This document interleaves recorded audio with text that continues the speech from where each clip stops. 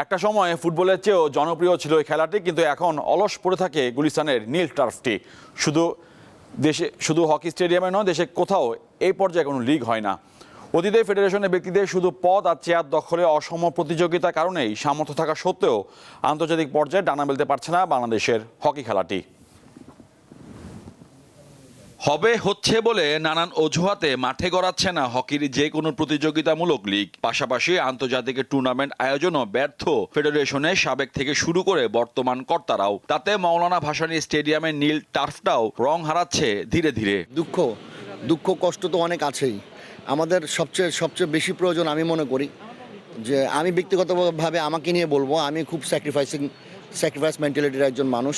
আমাদের হকিতে যারা পূর্বের বড় ভাইরা আছে, যারা বর্তমানে ফেডারেশনে আছে, সবার সমন্বয়ে এবং সবার আমি মনে করি যার দিক থেকে খুব স্যাক্রিফাইস মেন্টালিটি থাকতে হবে পদের ব্যাপারে। ফেডারেশনে আমারই যেতে হবে, আমারই গিয়ে বসতে হবে, আমি না পারলেও আমারই করতে হবে।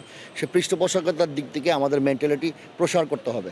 মাঠে খেলা না থাকায় মান হারাচ্ছেন হকি খেলোয়াড়রা, সাথে আর্থিক সমস্যাটা তো সবচেয়ে বড় বিষয় হয়ে দাঁড়িয়েছে তাদের কাছে। তাতেও কঠোর হচ্ছে না ফেডারেশনের দায়িত্বশীলরা। আমাদের জন্য সবসময় তো এটা একটা খুব কষ্টদায়ক জায়গা যে ওয়ার্ল্ড বা এশিয়া বলেন, এই র্যাঙ্কিংয়ে আমরা আমাদের স্পোর্টসের যে অবস্থানটা সেই অনুযায়ী কখনো আমাদের ভ্যালুয়েশন হয় নাই হকির হয় নাই। এটার পিছনে কারণ হচ্ছে যে আমাদের নিয়মিত হকিটা হারিয়ে গেছে।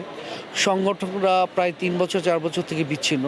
না পাওয়ার ফেডারেশনে বাংলাদেশের যুবারা যুক্ত করেছে নতুন এক সাফল্য। যুব বিশ্বকাপে ভারতের তামিলনাড়ুতে, চ্যালেঞ্জার্স কাপে অস্ট্রিয়াকে 5-4 গোলে হারিয়ে 24 দলের মধ্যে 17তম হয়ে ইতিহাস করে বাংলাদেশ অনূর্ধ্ব 21 হকি দল। মোটা দাগে ঝিমিয়ে পড়া হকিতে যা এক অনন্য সাফল্য।